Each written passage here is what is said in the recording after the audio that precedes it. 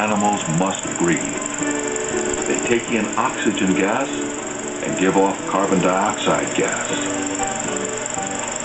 Some animals take oxygen from the air, and some take oxygen from water. In order for animals to take in oxygen and get rid of carbon dioxide, there must be a place on their bodies that is thin and moist. Oxygen and carbon dioxide will pass back and forth to a thin, moist covering like the skin of the salamander.